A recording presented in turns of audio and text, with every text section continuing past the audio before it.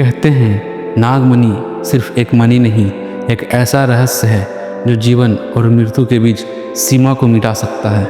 लेकिन क्या सच में यह मणि अस्तित्व में है या ये सिर्फ एक प्राचीन मिथ है? आज हम आप लोगों को सुनाने जा रहे हैं एक ऐसे नागमणि की कहानी जो आप लोगों को सोचने पर मजबूर कर देगी। तो चलिए कहानी की शुरुआत करते हैं। साल 1998 उत्तराखंड की पहाड़ियों में बसा एक छोटा सा गांव था, भैरवपुर।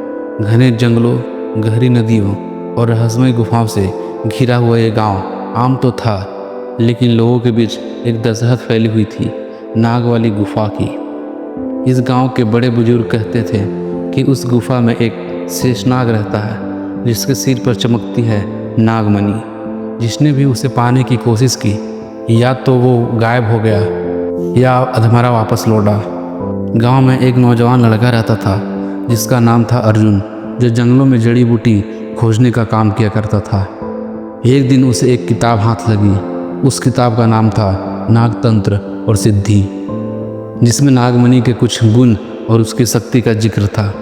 उस किताब में लिखा था नागमणि हर 12 साल में पूर्णिमा की रात को सबसे तेज चमकती है और उसी रात को इसे पाया जा सकता है, लेकिन शर्त यह था कि इच्छाधारी नाग से सामना करना होगा। अर्जुन ने तय कर लिया कि वो इस रहस्य से पर्दा उठाएगा। वो अकेला ही चल पड़ा नाग वाली गुफा की ओर, हाथ में मसाल, जेब में किताब और दिल में हिम्मत लिए हुए। जैसे ही वो गुफा में पहुंचा, सब सन्नाटा था। चारों ओर अजीब सी सीटी जैसी आवाज़ें, दीवारों पर रेंगते सांप और फिर अचानक एक तेज नीली रोशनी।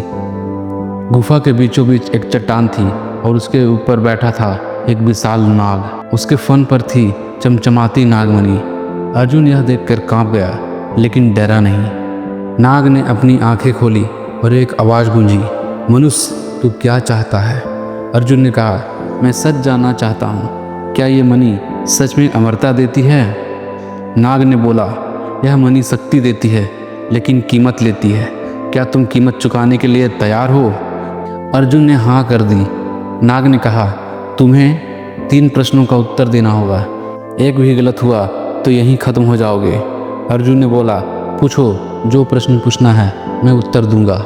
नागमणि ने पहला प्रश्न किया, जो आंखें देखती है वो कभी झूठ बोलती है? अर्जुन बोला, हाँ, क्योंकि देखने के बाद भी मन गुमराह हो सकता है। सांप मुस्कुराया। उसके बाद दूसरा प्रश्न किया, मनुष्य किसे ज़्यादा चाहता है, सच या विश्वास? अर्जुन बोला, विश्वास, क्योंकि सच अक्सर डरावना होता है। नाग चुपचाप रह गया। तीसरा प्रश्न पूछा, अगर मृत्यु निश्चित है तो शक्ति का लोभ क्यों? अर्जुन बोला, शक्ति से मैं दूसरों की रक्षा करना चाहता हूँ, अपने लिए नहीं। इसके बाद गुफा कांपने लगी। नाग पीछे हट गया। नागमणि अपने आप अर्जुन की तरफ उड़ने लगी, लेकिन तभी अर्जुन ने हाथ जोड़ दिए और कहा, मुझे मणि नहीं चाहिए। अगर आपकी शक्ति सच में इतनी है तो मेरे गांव को आपकी रक्षा चाहिए। नागमणि रुक गई और अर्जुन की छाती पर हल्का सा स्पर्श किया। जब वो गांव लौटा तो सब कुछ बदल गया था। जंगलों में कभी कोई सांप नजर नहीं आया। गुफा अपने आप बंद हो गई और अर्जुन अब किसी आम इंसान की तरह नहीं था। कहते हैं वो हर पूर्णिमा को जंगल में दिखता है और उसकी आंखें अब वैसी नहीं रही। शायद नागमणि की छाया अब उसकी आत्मा का हिस्सा बन चुकी थी। तो दोस्तों, अगर ये कहानी आप लोगों को अच्छी लगी हो तो हमारे वीडियो को एक लाइक और चैनल को सब्सक्राइब जरूर कर दीजिएगा। तब तक के लिए जय हिंद, जय भारत।